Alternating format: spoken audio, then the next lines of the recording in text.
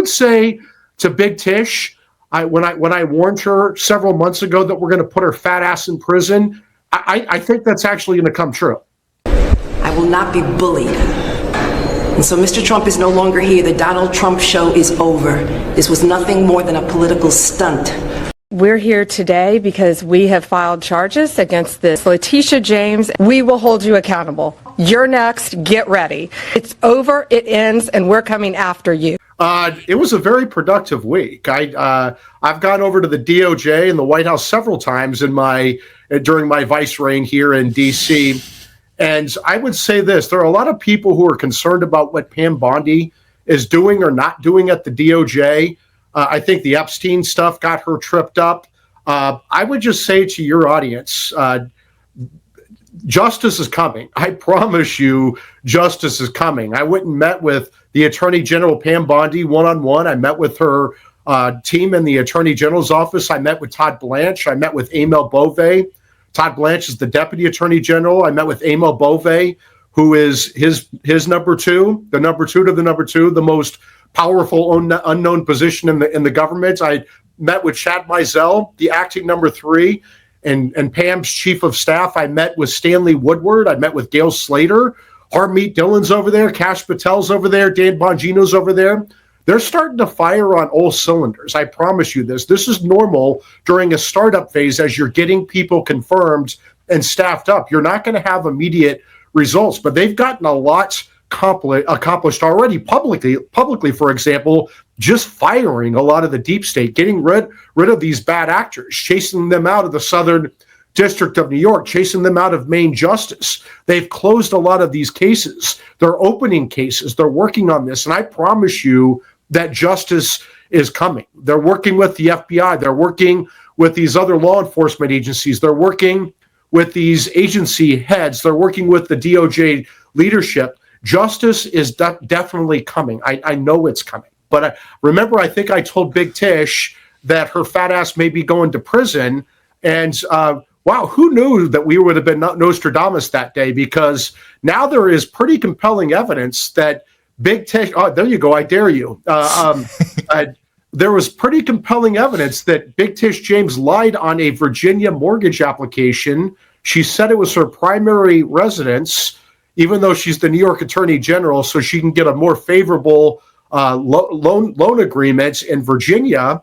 And lo and behold, she was probably lying. And lo and behold, that's mortgage fraud. And lo and behold, there are prosecutors in the Eastern District of Virginia who will probably indict Tish James. I mean, it's pretty compelling evidence. And she's the one, remember, who brought the bogus fraud charge against, civil fraud charge against President Trump for supposedly duping Wall Street banks, sophisticated Wall Street banks, paying them on time as agreed in full with interest.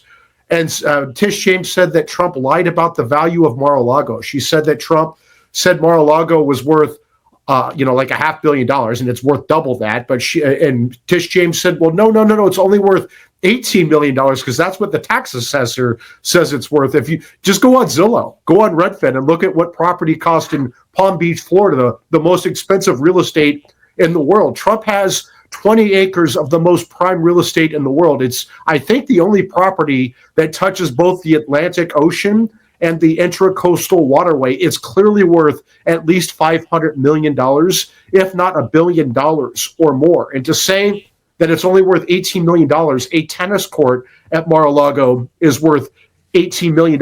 And Big Tish took Trump to trial in New York on this and got Arthur Engeron, that nut job trial attorney, to railroad President Trump, where it was a kangaroo court. There was no due process. Now Democrats want due process for Tren de Aragua terrorists and MS-13 gangbangers who beat women and traffic women and rape kids. But suddenly they care about due process, but they didn't care about due process for President Trump. So I would say to Big Tish, when I warned her several months ago that we're going to put her fat ass in prison, I think that's actually going to come true. So you believe that the DOJ is going to pick up these charges, and they're going to potentially put Big Tish on a prison diet. You began this by talking about prison diets, and you could potentially get that here. Maybe it would be a good thing. We're not sure, but you're saying that it could happen. We'll either have to put her on a prison diet or we're going to have to increase the Federal Bureau of Prisons food budget. So one of the two.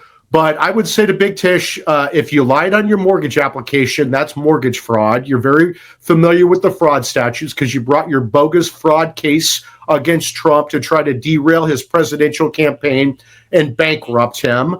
They have Big Tish dead to rights on this. And so nobody's above the law. And Right. if they don't indict Big Tish for this, they're giving her amnesty. So I don't think the Trump administration is going to give her amnesty. So I think they're going to indict her. Oh my goodness, I can't believe that our Attorney General is doing exactly what she accused President Trump of doing and tried to put him behind bars for doing, that she's guilty of it as well. What was going through your mind and how did it all start? Well, first of all, I didn't target her. I know, yeah. I've been writing about New York City finances and politicians for quite a while, and I ventured onto her. She was just another name on the list.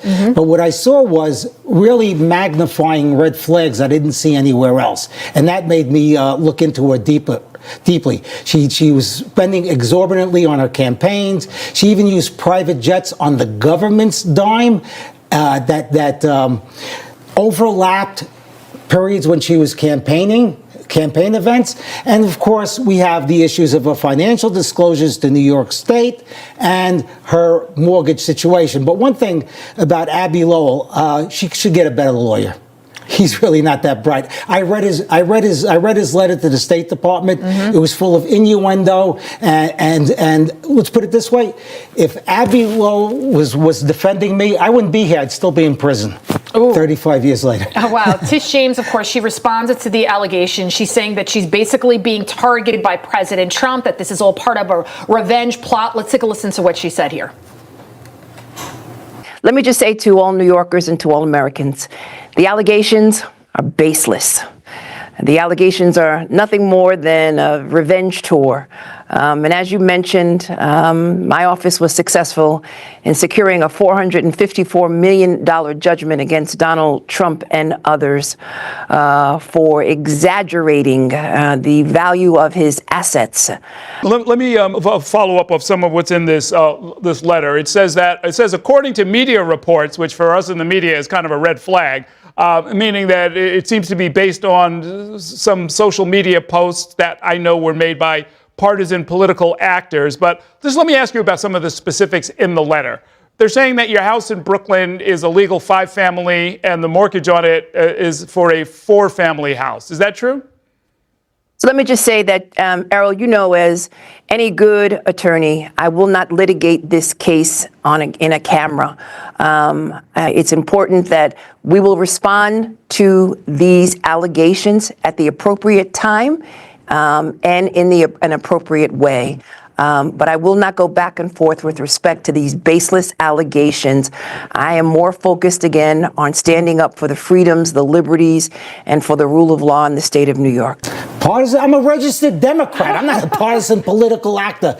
You know, Errol Lewis should know better. I've met him. I actually like him. I've seen him at events where I've demonstrated with the Democrats at City Hall, and this is ridiculous. The reality is partisan political actors did not make Letitia James sign documents that were false over a period of 40 years. Her lawyer says, well, the Trump administration is cherry picking. Well, guess what? You don't have to cherry pick to find a false document that she signed. The only document that I found that was not false was one mortgage on one property, but she should have also disclosed it in her financial disclosures to New York State. This is a slam dunk case, and she can try to wiggle out of it baseless and this and that, this and that. Listen. The documents speak for themselves. The evidence is there. Right. One of the residences, she said, was her primary residence, so she could get a lower mortgage rate. Reporters have been knocking at the door. The neighbors have never seen her there. I mean, she has been caught red-handed, dead to rights. What do you think about how hypocritical she is? She was out there. She campaigned on getting Trump, saying no one is above the law. She is the top lawyer of New York State. She's not above the law either. Well, when you're doing crime, you try not to be hypocritical. You try to keep a low profile. Let's put it this way: she'd be a reject for the Crazy Eddie fraud. Your prediction, does Big Tish end up in a big orange jumpsuit? I can't predict the future, but I believe that she will get indicted, and I believe that she will end up getting convicted. Will she end up in jail? I don't know. Governor Hochul, does she go down with her? Governor Hochul will probably look to replace Tish James to distance herself from this calamity. Andrew Cuomo, is he the next mayor of New York City? Who knows? Who will you be looking into next? Wherever my research leads me. Governor Hochul? I've looked into Governor Hochul. She spends a lot of money on private jets. Very interesting. That's all for today. Thank you. If you want global news to keep you up to date on any new developments, please subscribe our channel and forward our content with your friends on social media and email. Thank you very much for keep supporting me. Stay safe, be blessed. Namaste. Thank you, God bless you, and God bless America.